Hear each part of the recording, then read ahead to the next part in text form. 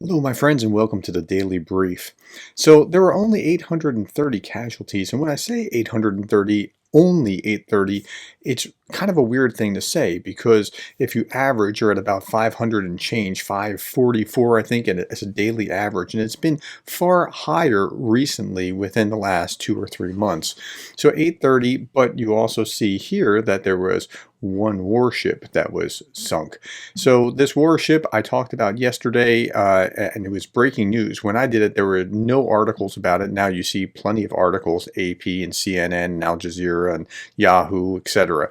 But there were none, and I was just going off Twitter. So if you want to see an early version of this from reputable Twitter sources, this video you might want to check out.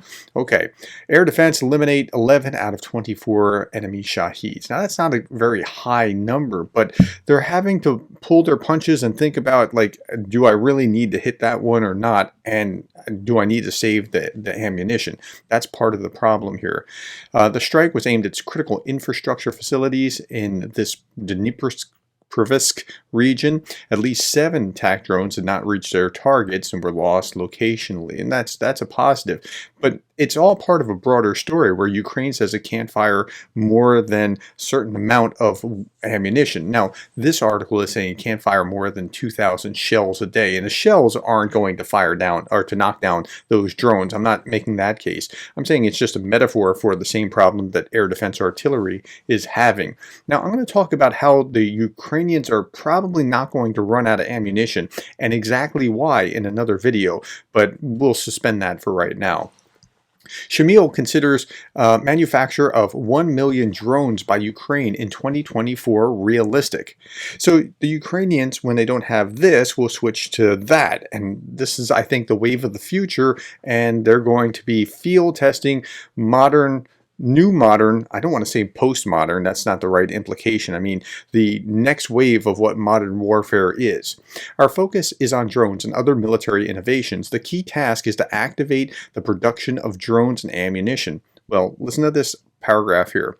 When 4 out of 5 companies in the defense sector are private businesses, it gives efficiency, innovation, and speed. And that's true, and they're working on that. But listen to this.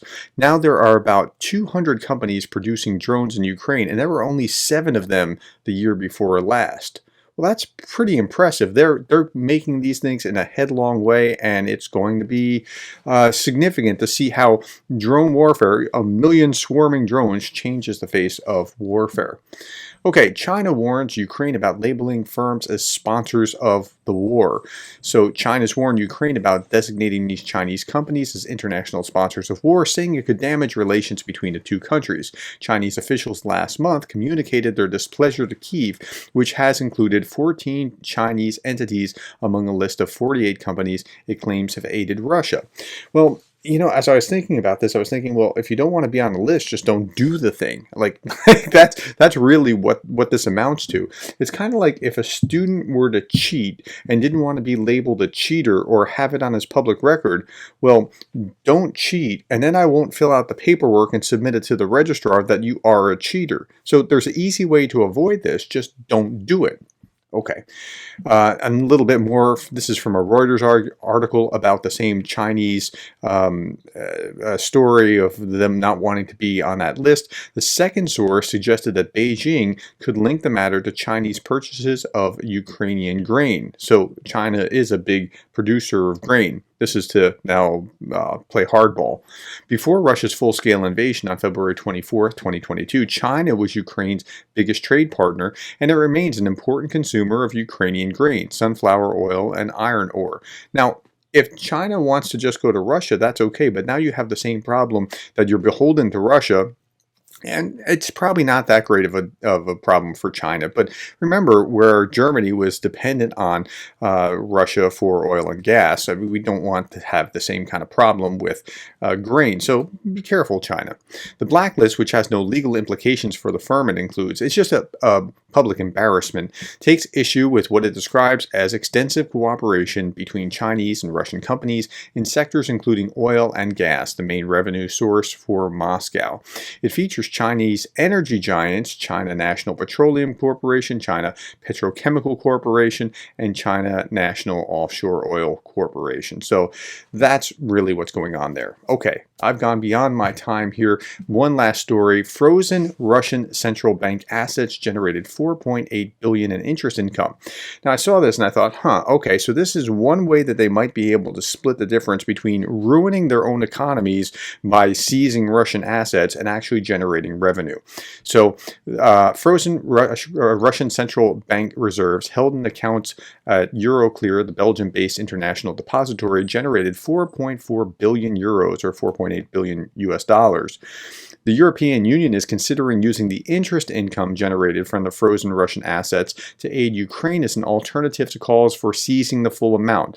That would be far better. I know that you want the money to poke Russia in the eye, but you will destroy your banking infrastructure. Your banking will not be safe because everyone around the world, especially all those non-aligned countries, are going to look at this and go, you know what, we don't want to hold our dollars, or we don't want you to hold our money in dollars or euros, because if something breaks out internationally, you're going to seize it and keep it. So we don't want to do that. However, the Financial Times reported that any legislation permitting the use of interest income would not be retroactive to 2023. But moving forward, they could make this work. So, okay, I've gone way past my time. That's it. Thank you for the likes, the shares, the subscribes, and thank you for being the kind of person that cares about Ukraine.